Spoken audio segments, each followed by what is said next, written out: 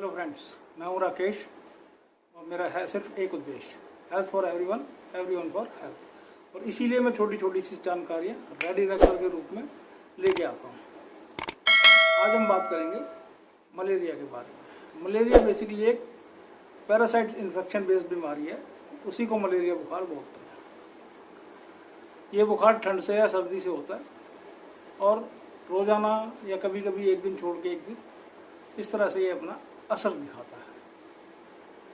इसका होने का जो कारण है वो ये है कि एक मादा एनाफिलीज मच्छर होती है जो हमें काटती है तो हमारे बॉडी के अंदर अपना लार्वा छोड़ जाती है और वो जो लार्वा है उसी से ये मलेरिया बुखार पनपता है। ये पैरासाइट्स इतने छोटे होते हैं कि इनको आंखों से देख पाना बड़ा मुश्किल है। इनको हमेशा माइक्रोस्कोप की मदद से देखा जाता है। ये मादा एनाफिलीज मच्छर जब काटते हैं तो हमारे शरीर में प्लाज्मोडियम नाम का जीवाणु छोड़ जाते हैं और वो जीवाणु हमारे शरीर में पहुंचकर हमारी रेड ब्लड सेल्स के साथ मिलकर उसकी कई गुना वृद्धि कर देता है, जो हमारे ब्लड सेल में इन्फेक्शन पहुंचाता है। उसी से फिर बुखार। मलेरिया पैरासाइट जो है 4 प्रकार के होते हैं। एक होता है प्लाज्मोडियम वाइवेक्स, दूसरा होता है प्लाज्मोडियम फैल्सीफेम, तीसरा होता है प्लाज्मोडियम ओवल और चौथा होता है प्लाज्मोडियम मलेरिया। प्लाज्मोडियम वाइवेक्स और प्लाज्मोडियम फैल्सीफेम को खतरनाक श्रेणी में माना जाता है। अब बात करते हैं कि ये बुखार फैलता कैसे है। ये बुखार फैलता है जब कोई संक्रमित मादा एनाफिलीज मच्छर किसी स्वस्थ आदमी को काटती है तो उसके खून में अपना लार्वा छोड़ के जाती है और उस लार्वे से 10 से 15 दिन के बाद मलेरिया के सिम्टम्स पैदा होने लगते हैं। और दूसरी कंडीशन होती है कि जब कोई असंक्रमित मादा एनाफिलीज मच्छर किसी मलेरिया पीड़ित व्यक्ति को काटती है तो वो उसके खून के साथ मलेरिया के जो पैरासाइट्स है उन्हें भी चूस के ले जाती है और 15 दिन बाद वो फिर तैयार हो जाती है कि किसी दूसरे आदमी को अगर वो काटे, स्वस्थ आदमी को भी, तो उसको भी मलेरिया हो सकता है। तो यही सर्कल चलता रहता है। पहले उसने स्वस्थ आदमी को काटा, उसके अंदर लार्वा छोड़ा, उसको मलेरिया हो गया। फिर किसी दूसरे असंक्रमित मादा मच्छर ने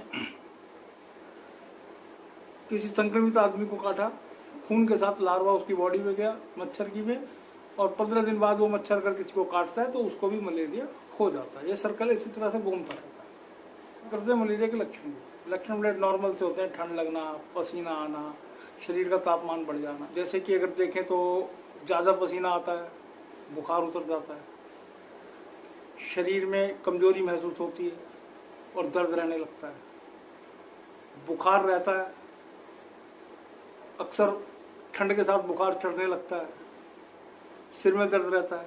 इस तरह की इसकी कंडीशंस होती है। कोई भी बुखार मलेरिया हो सकता है। अगर किसी को बुखार हो तो उसे तुरंत का तुरंत अपना ब्लड टेस्ट कराना चाहिए और अगर रिपोर्ट में मलेरिया के पॉजिटिविटी आती है तो तुरंत उसका प्रॉपर ट्रीटमेंट कराना चाहिए। ब्लड टेस्ट से ही पता चलता है कि मलेरिया है या नहीं है। अगर मलेरिया है तो कौन से परजीवी की वजह से है। अगर प्लाज्मोडियम फैल्सीफेरल की वजह से है तो 1 या 2 दिन में आराम पड़ जाता है। लेकिन यदि प्लाज्मोडियम वाइवेक्स की वजह से है तो इसके लिए 5 से 7 दिन का कोर्स करना पड़ता है। आजकल तो वैसे मलेरिया के लिए 14 दिन का कोर्स कंपलसरी कर दिया गया है, वरना उसको आराम 2 दिन 3 दिन पे मिलना शुरू हो जाता है। प्रॉपर ट्रीटमेंट लेने के बाद जब बुखार उतर जाए तो दोबारा टेस्ट कराना चाहिए, ये देखने के लिए, कंफर्म करने के लिए कि मलेरिया के कोई पैरासाइट्स बॉडी के अंदर रह तो नहीं गए। होना तो ये चाहिए कि जो मलेरिया, जिस घर में मलेरिया पेशेंट है उस घर के बाकी के लोग भी अपना ब्लड टेस्ट करा लें ताकि पता चल जाए कि किसी को इस तरह के कोई सिम्टम्स तो नहीं है। और ऐसा करने में कोई बुराई भी नहीं। अगर किसी को इस तरह के सिम्टम्स नजर आते हैं तो तुरंत इस डॉक्टर से सलाह लें और उसका प्रॉपर ट्रीटमेंट कराएं। डॉक्टर से सलाह लेकर ट्रीटमेंट कराने में कोई बुराई नहीं और किसी बड़ी परेशानी से बचा जा सकता है। हमने बात की थी कि मलेरिया के जो पैरासाइट्स है 4 प्रकार के होते हैं। प्लाज्मोडियम ओवन, नॉर्मल बुखार आता है और 1-2 दिन में ठीक हो जाता है। प्लाज्मोडियम मलेरिया, उसमें भी नॉर्मल सा ही बुखार होता है, ठीक हो जाता है। लेकिन 2 जो किस्म है, प्लाज्मोडियम वाइवेक्स और प्लाज्मोडियम फैल्सीफेरम, ये थोड़ी खतरनाक कंडीशन में आती है। प्लाज्मोडियम वाइवेक्स में क्या होता है, मच्छर दिन के समय में काटता है और विनाइन टर्शियन नाम का मलेरिया छोड़ के जाता है।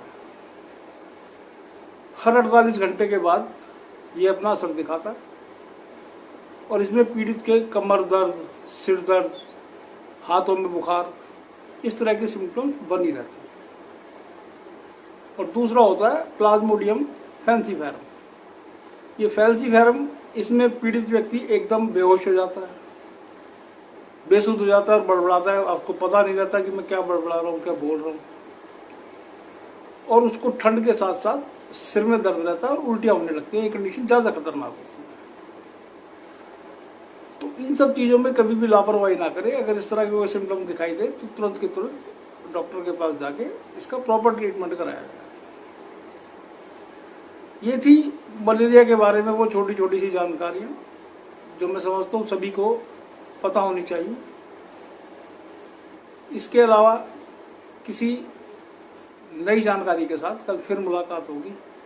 तब तक के लिए बाय। उद्देश्य वही, health for everyone, everyone for